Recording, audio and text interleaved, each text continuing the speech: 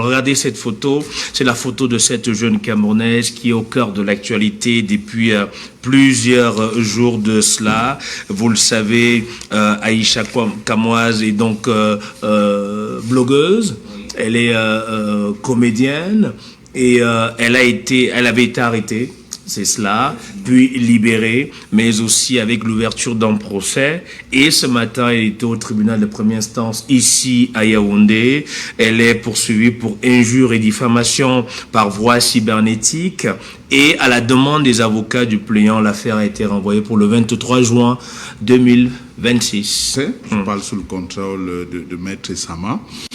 Même si, à un moment donné, on a vu des proches de la partie plaignante dire qu'il n'y a jamais eu formellement une demande adressée à l'accusé de présenter des excuses, mais de manière formelle et après quelques recoupements, il s'avère quand même que les plaignants auraient souhaité, parce que ce qui les amène à rester en justice, c'est qu'ils estiment que dans ses sorties épistolaires sur la toile, sur sa page, dans ses nombreux directs, elle s'est attaquée à l'entreprise et qu'il y a eu des dommages criés à l'entreprise et par conséquent, ce qu'ils auraient souhaité à ce moment, c'était naturellement qu'elle puisse supprimer sur ces différentes pages ces propos qui avaient été jugés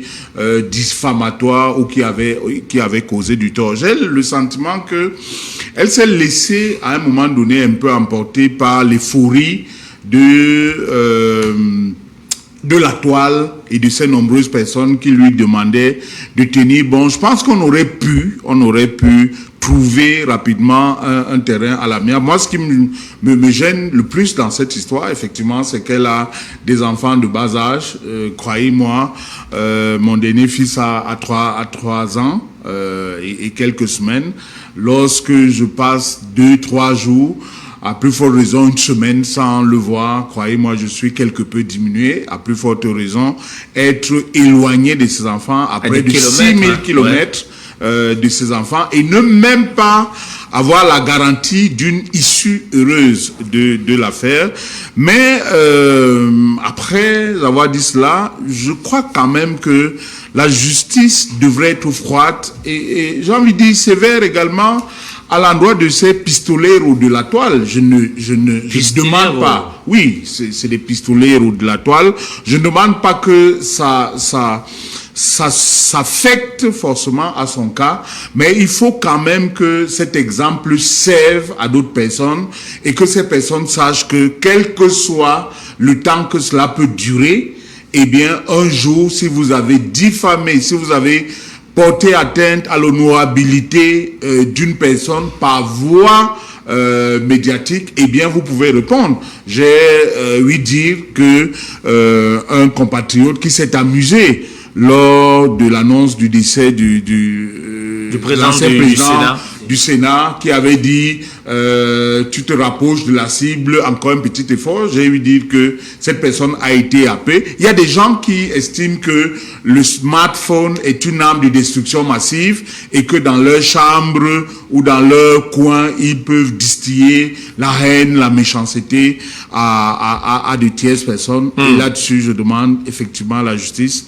de faire son travail. Alors la juge fera certainement son travail puisque Aïcha Kamoise, elle est très connue sur les plateformes numériques, mais quand même aujourd'hui, avant d'aller découvrir, au moment où Aston va s'installer pour nous présenter le fait social de cette production. Maître Essama, je vais poser cette question. Aujourd'hui, on a tendance de voir, on a l'impression, on voit des gens qui se disent que les réseaux sociaux, c'est la liberté du temps, on peut écrire, on peut dire, on peut insulter, mais sauf qu'il y a bel et bien des textes qui encadrent cette liberté-là, et si on ne respecte pas cela, on peut être poursuivi et on peut se retrouver derrière les barreaux. Évidemment.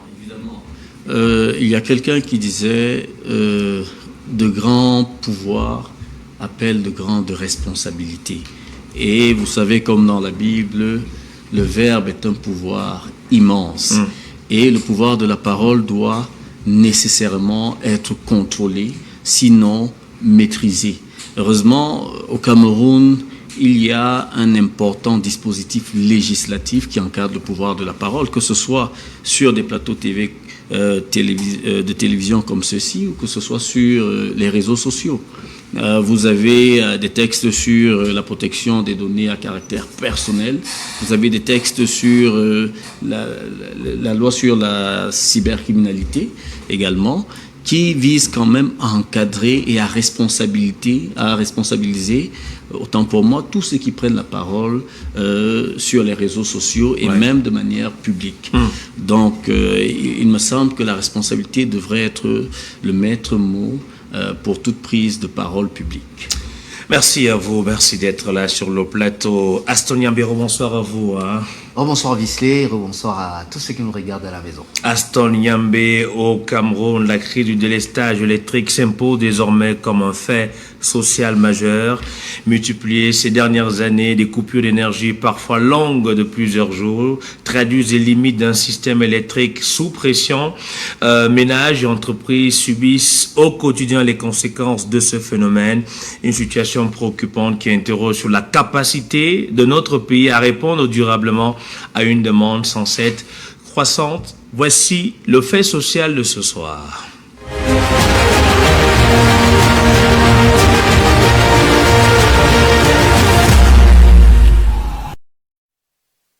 Aston Yambé, c'est quoi le délestage? Alors, le délestage est simple à définir. C'est une action qui consiste à couper volontairement le courant électrique dans une zone pour éviter la surcharge générale. Je vais l'expliquer en français facile. Nous sommes dans la ville de Yaoundé.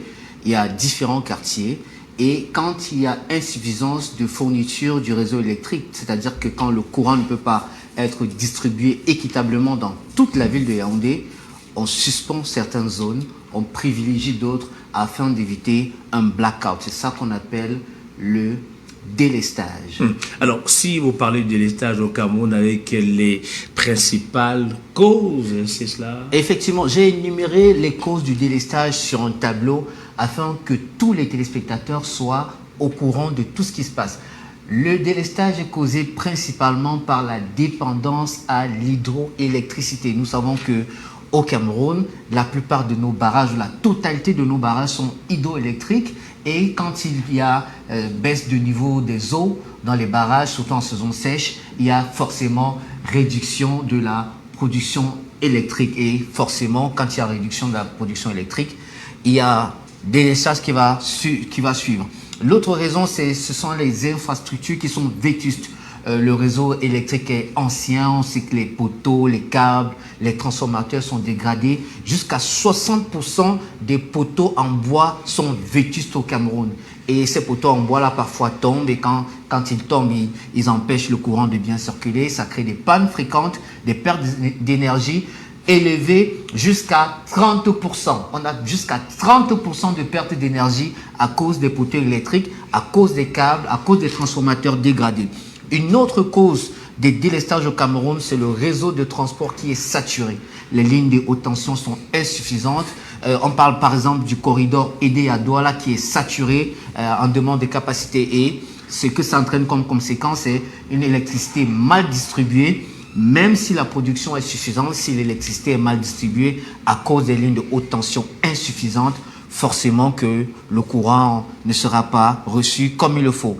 Une autre raison, une autre cause, c'est le manque de maintenance des pannes électriques et des arrêts des centrales hydroélectriques et thermiques pour maintenance et entretien insuffisant du système. On n'entretient pas nos centrales électriques et ça crée une baisse de la capacité réelle disponible. Une autre raison, c'est les problèmes de finances. Les dettes sont élevées dans le secteur de l'électricité. Il y a le manque d'investissement durable, difficulté de gestion des opérateurs et ça entraîne une modernisation ralentie, l'incapacité à renforcer le réseau. On a une autre raison comme celle-ci, une forte demande. Vous savez bien que la croissance démographique entraîne une forte demande en énergie et aujourd'hui on a des populations qui, au lieu de se connecter régulièrement ou normalement au courant électrique, passent par des voies pas très catholiques, on dit au quartier, ils volent le courant, et quand ils volent, ça entraîne des pertes d'énergie, ça entraîne même des insuffisances et des chutes d'énergie dans les quartiers. On a également le facteur environnemental et qui est lié aux chutes d'arbres sur les lignes, les intempéries, les poteaux qui cèdent, les travaux de maintenance ou incidents locaux. Tout cela participe aujourd'hui à ce qu'on appelle les délestages dans nos domiciles. En parlant des causes, vous évoquez les chiffres au Cameroun, l'état des réseaux, du réseau électrique en lui-même, mais les conséquences dans les ménages, dans les entreprises, les conséquences sont énormes. Bon, on va d'abord parler des chiffres, on va parler de l'évolution du délestage. On a établi également un tableau pour parler de l'évolution du délestage. Entre 2018 et 2021, le nombre de délestages a été multiplié par 4 au Cameroun. Et vous voyez bien que la durée des coupures en 2018, c'était de 98,5 minutes par jour. Et vous voyez également qu'en 2020, c'est passé à 142,7 minutes. En 2021, c'est passé à 43,47 minutes. Donc, depuis 2018, le chiffre des délestages a augmenté. Et on va voir la situation récente entre 2025 et 2026. Les chiffres sont encore plus alarmants malgré la construction de nombreux barrages électriques. On voit dans certains quartiers jusqu'à 72 heures sans électricité. J'en ai subi moi-même, et puis j'ai dû contacter la société de distribution d'énergie pour leur expliquer que ce n'est pas normal qu'on vive 72 heures d'électricité. On a par exemple la situation du barrage de Natigal qui couvre environ 30% des besoins nationaux, mais l'énergie est mal distribuée. Donc si on avait ce barrage-là qui pourrait couvrir au moins 50%, on serait en totale capacité d'avoir de l'énergie. On parle du réseau électrique souffrant d'un déficit d'investissement estimé à plus de entre 600 et 1000 milliards. Donc, pour résoudre le problème, il faut entre 600 et 1000 millions d'investissements supplémentaires afin que les délestages soient réduits dans notre pays, le Cameroun. Là, mais là, vous donnez des statistiques et des données pour pouvoir éclairer l'opinion. L'état du réseau lui-même, il est dans une situation, on va dire, grave, parce qu'on n'a qu'à faire le tour dans des quartiers aujourd'hui. On fait face à des câbles électriques qui se retrouvent au sol, on fait face à des poteaux électriques qui sont dans un état de délabrement très avancé. On parle de 18 500 km de ligne moyenne de tension et 18 000 km de basse tension. Ça, c'est l'état du réseau camerounais qui est assez fiable à 80%. Donc, normalement, au Cameroun, on ne devrait pas avoir des problèmes de délestage, mais on les a. Ça signifie que ce réseau-là est mal utilisé. Peut-être que les ingénieurs qui sont en charge de l'électricité au Cameroun ne sont pas assez professionnels, mais il y a des choses à revoir. Il y a des choses certainement à revoir, d'où les conséquences du délestage aujourd'hui. Ben oui, les conséquences sont énormes au Cameroun avec plusieurs impacts. On parle de l'impact social, l'impact économique. D'abord, on va commencer par là. Et à la perte des finances quotidiennes pour les commerçants. Vous savez bien que la plupart de nos commerçants fonctionnent avec l'énergie électrique. Les boutiques, les poissonneries, même les quincailleries. Tout cela, quand il n'y a pas de courant, comment peuvent-ils fonctionner? On parle également de la baisse de productivité dans les PME et les industries, le surcoût lié aux groupes électrogènes, carburant, maintenance et tout ça, le frein à l'investissement, difficile d'attirer des investisseurs sans une énergie fiable. On peut avoir des solutions? Bon, il y a d'autres impacts. Il y a l'impact social avant les solutions. Il y a plusieurs impacts. L'impact social qui nous intéresse le plus, l'inconfort quotidien, chaleur, obscurité, manque d'eau parfois. Vous savez, la plupart de nos domiciles aujourd'hui sont équipés de générateurs, de pompes à eau. Et puis quand il n'y a pas d'énergie, on est dans l'incapacité d'avoir de l'eau à la maison. Les perturbations des études pour les élèves et étudiants, difficultés domestiques à conserver les aliments. Quand il n'y a pas de courant à la maison, comment est-ce que vous allez conserver à manger? Vos réserves en nourriture s'épuisent et vous savez, vous avez des problèmes au niveau de vos finances parce que vous êtes obligé de puiser dans vos économies pour résoudre un problème qui est censé être résolu d'avance. La solution? Ben, les solutions, il y en a. Alors, les solutions, bon, on peut continuer avec les packs si vous souhaitez, mais vous parlez des solutions, les solutions individuelles, bon, pour pallier les problèmes de délestage aujourd'hui, il y a les kits solaires, les kits domestiques, les lampes rechargeables. L'énergie solaire, c'est une solution fiable. Et puis, il peut avoir également une programmation claire de délestage par Eneo. À l'époque, quand on avait notre ancien Sonel, on nous informait de ce que le courant devait partir demain, après-demain, on se préparait. Mais aujourd'hui, les délestages, ça vient parfois quand vous regardez un match de foot, ça vient parfois quand vous êtes sur un plateau télé. Il n'y a pas de programmation, on n'a pas de communication. La réhabilitation des infrastructures, c'est-à-dire les lignes vétustes, les transformateurs défaillants, il y en a plein. Au complexe Beyac, j'ai compté jusqu'à 7 poteaux renversés. Et jusqu'aujourd'hui, la Société nationale d'énergie, malgré les sollicitations des populations, ne fait rien. Et à la réduction des pertes techniques, c'est-à-dire qu'on doit travailler avec des ingénieurs qualifiés pour produire une électricité adéquate aux ménages et à le renforcement des transports de l'énergie pour mieux repartir la production existante. Merci. Je vous en prie. Merci Aston Yambé pour cette chronique en ce qui concerne la production d'énergie électrique au Cameroun. Les délestages sont un fait social. Maître Sama, vous êtes une victime aussi comme bon nombre de Camerounais? Et évidemment, je vis au Cameroun, donc forcément, je touche du doigt ces réalités. Je voulais simplement préciser que, en plus de ces inconvénients, on a quand même des risques relativement au ménage, évidemment. On a des risques sur la sécurité. Parce que vous voyez, avec les délestages, nous avons justement des problèmes à sécuriser les ruelles dans les quartiers, les routes qui sont empruntées par les automobilistes au quotidien lorsque la nuit tombe. Donc il y a des problèmes sur la sécurité et vous imaginez bien que lorsque dans la nuit il y a une suspension d'électricité dans votre maison, dans un immeuble où vous vivez, il y a forcément des risques de cambriolage qui sont à ce moment-là accrus. Je voudrais dire également qu'il y a un impact sur la santé, parce que ces aliments qui sont conservés dans les réfrigérateurs, les congélateurs, finissent par s'abîmer à l'intérieur et ne sont plus du tout bons à la consommation, malheureusement. Nous parlons d'une société où la grande partie de la population vit quand même, a du mal à tenir les fins du mois. Donc, sur la santé, il y a cet impact également. Et bien alors, c'est un fait, tout le monde parle de ça, tout le monde dit ça. Est-ce que vous avez l'impression que ça bouge?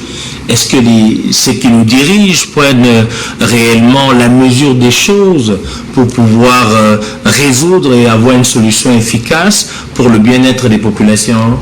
Il me semble que le chemin de l'enfer est toujours pavé de très bonnes intentions. Le chemin de l'enfer c'est où? Pavé de bonnes intentions. Ce que j'essaie de dire, c'est que il est facile pour chacun de constater que ça ne va pas. Il y a même des solutions qui sont pensées.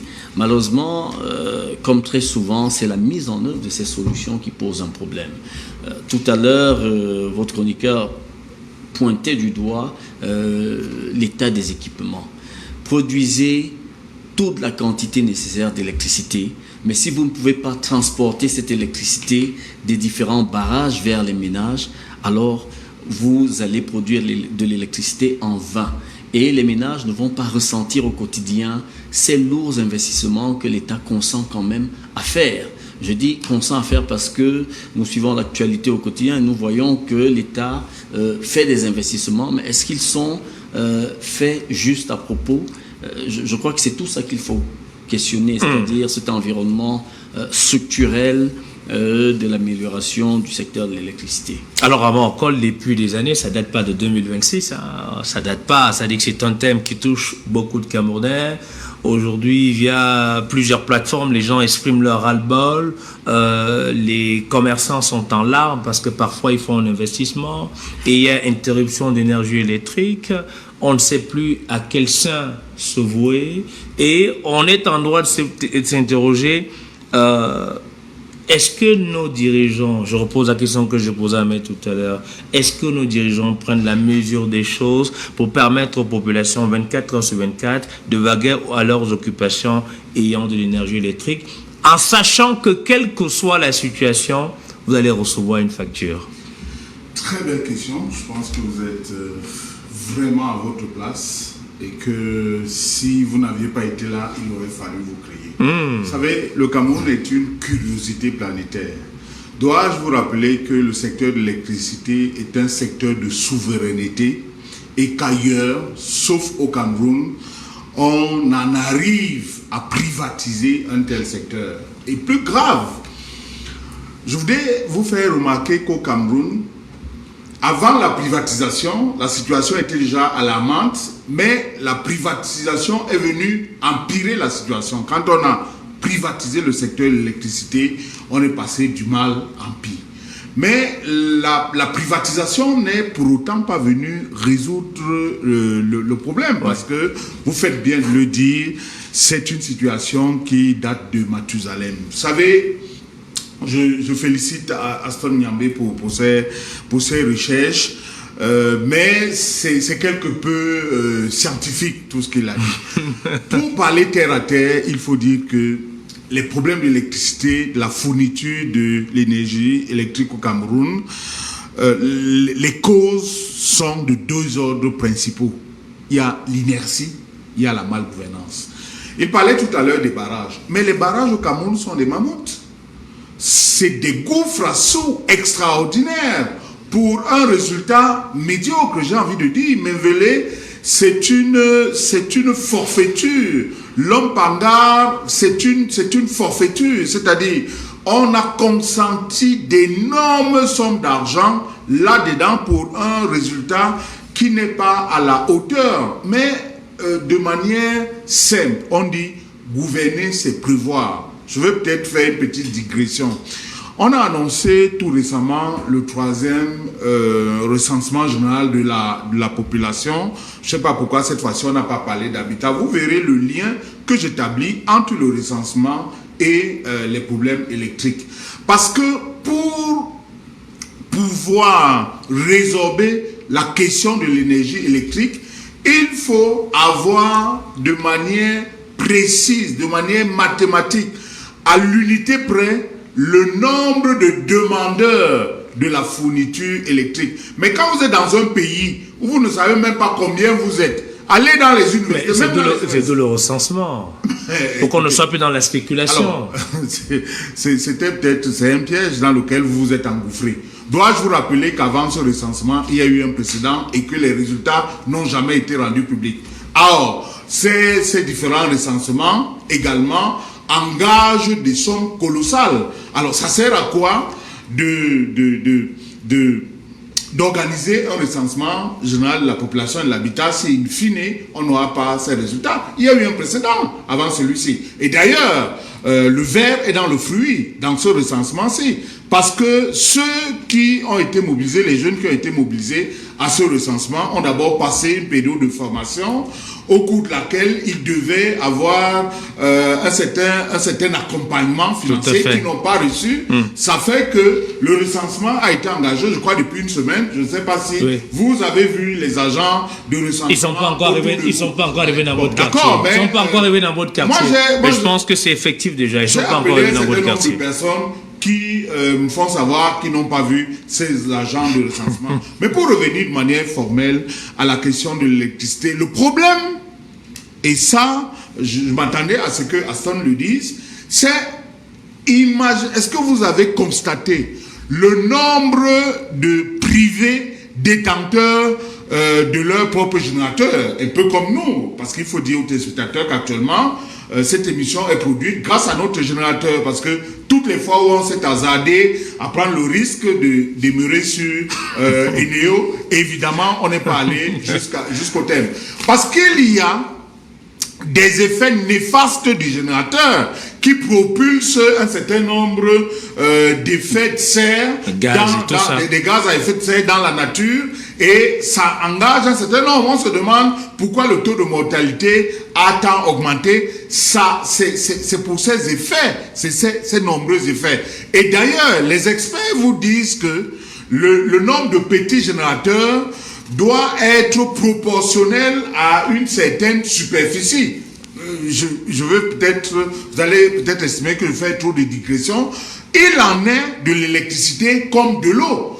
Vous voyez aujourd'hui dans les quartiers, vous arrivez dans une zone, dans un quartier, vous sur une distance de 10 villas ou duplex, vous voyez que chacun d'eux a son, comment vous appelez ça?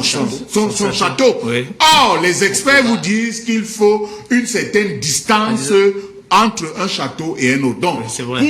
pour me résumer, croyez-moi, c'est l'inertie, c'est la malgouvernance qui est à l'origine de ces différents délestages. Or, les solutions, elles existent.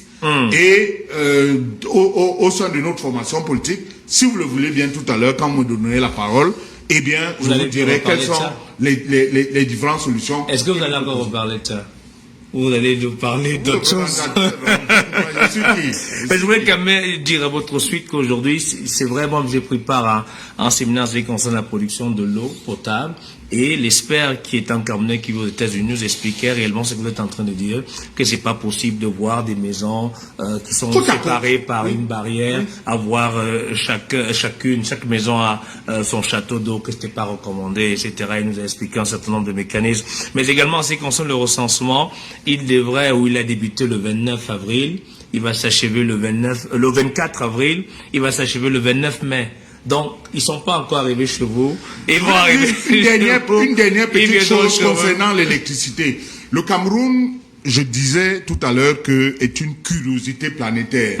Il y a qu'au Cameroun que vous avez quatre, j'ai envie de dire. 4 structures. Non, je cherche le mot exact. Non, je ne vais pas les appeler mercenaires, mais c'est tout comme. Vous avez le producteur, celui qui s'occupe des différents barrages. Vous avez la Sonatrach qui est le transporteur. Vous avez le régulateur dont on se pose souvent la question sur de savoir quelle est véritablement son efficacité. Et la totale, alors vous avez celui qui commercialise l'électricité. Je dis la totale parce que je ne sais pas s'il vous est déjà arrivé d'avoir affaire aux agents qui sont dans les caisses à Eneo. Je vous assure, le niveau d'arrogance, d'insolence, vous vous demandez si c'est des gens qui ont vraiment besoin d'avoir de l'argent. Et observez aujourd'hui la difficulté qu'ont les ménages à avoir le prépayé qui a été imposé aux différents ménages. Aujourd'hui, je connais des gens qui depuis 2 ans ont souscrit, ont payé ce qu'il faut pour avoir ce terminal pour le prépayé, mais qui... Merci beaucoup Armand Cole sur cette question. D'ailleurs, tout à l'heure, on vous retrouvera pour l'AVAR. Et l'AVAR, ce soir... Non, on n'a pas les solutions. Non, on ne veut plus de solutions. Vous allez nous parler de Georges Gilbert Barola dans un court instant. Mais avant, quand même, Hassan Niambé, tout à l'heure, Armand a bien fait de nous parler des 4 structures, même s'il a voulu utiliser le mot mercenaire, qui interviennent dans la production, le transport et la commercialisation de l'énergie électrique. Sauf que la société qui commercialise l'énergie électrique a récemment déclaré aujourd'hui être dans un besoin énorme en matière de finances, étant donné que plusieurs Camerounais font du trafic, c'est-à-dire qu'ils payent pas le courant, mais ils sont parfois les premiers à se plaindre. Il y a plein de Camerounais qui payent pas et Néo dénonçait cela. Je l'ai évoqué lors de ma présentation. J'ai dit l'une des causes principales pour laquelle il y a délestage dans nos quartiers, c'est nous-mêmes. Parce que dans des quartiers très populaires, vous savez bien comment le courant se distribue. Il y a un distributeur principal qui est le Eneo du quartier. Et il a un petit nom on appelle généralement le Grand K. C'est-à-dire que c'est le plus costaud, c'est le plus robuste, c'est celui qui contrôle tous les cartels du quartier et il est en charge de distribuer le courant électrique. Et c'est tout cela qui crée également les pertes. Voyez-vous, Armand, c'est vrai que vous avez décrié le fait qu'il y ait un problème de gouvernance, ça tout le monde le sait. Il faut bien restructurer les sociétés en charge de la production et de la distribution du courant électrique. Dans l'une des sociétés, je pense que le directeur général a déjà près de 20 ans.